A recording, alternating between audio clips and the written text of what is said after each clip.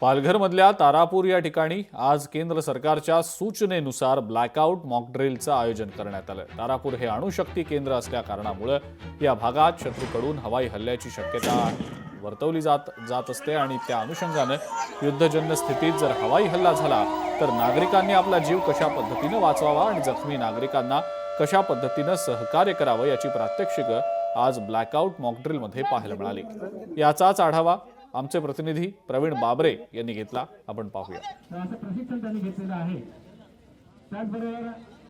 भारत पाकिस्तान मधील वाढता तणाव लक्षात घेता केंद्र सरकारकडून पूर्ण देशभरामध्ये ब्लॅकआउट जो अलर्ट आहे हा जाहीर केलेला आहे आणि महाराष्ट्रातही हा जो अलर्ट आहे हा जाहीर केलेला आहे। एकूणच पाहायला गेलं तर महाराष्ट्रामध्ये एकूण 16 ठिकाणी हा अलर्ट जाहीर केलेला आहे आणि महाराष्ट्रातील जे पालघर जिल्हा आहे या पालघर जिल्ह्यातील तारापूर हे जे अतिसंवेदनशील ठिकाण आहे या ठिकाणासुद्धा अलर्ट जाहीर केलेला आहे आणि त्याचीच तयारी पालघर जिल्ह्यातील तारापूर या ठिकाणी पाहायला मिळते। एकूणच पाहायला गेलं तर नागरी सुरक्षा दल यांच्याकडनं ही जी तयारी आहे ही केलेली आहे आणि त्याच पार्श्वभूमीवर जर आपत्कालीन परिस्थितीमध्ये हवाई हल्ला झाला काय झालं तर तो कसा हाताळावा त्याच परिस्थितीमध्ये नागरिकांनी स्वतःचा जीव कसा वाचवावा। आताच बघितलं तर एक हुटर सुद्धा वाजलेला आणि त्याचप्रमाणे नागरिकांना जे अलर्टचा जाहीर केलेला आणि त्याच पार्श्वभूमीवर आता हा मोठ्या प्रमाणात जो आहे नागरिक आहे ते तुम्ही बघू शकता की शांत झालेले आहेत, जमिनीवर बसलेले आहेत आणि त्याचंच प्रात्यक्षिक हे पालघर जिल्ह्यामधील जे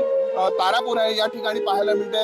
एकूणच पाहायला गेलं तर भारत पाकिस्तान मध्ये जो वाढता तणाव लक्षात घेता राज्यभरामध्ये हा ब्लॅकआउट अलर्ट आहे तो जाहीर केलेला आणि त्याचा सराव पालघर जिल्ह्यातील तारापूर या ठिकाणी आपल्याला पाहायला मिळतोय।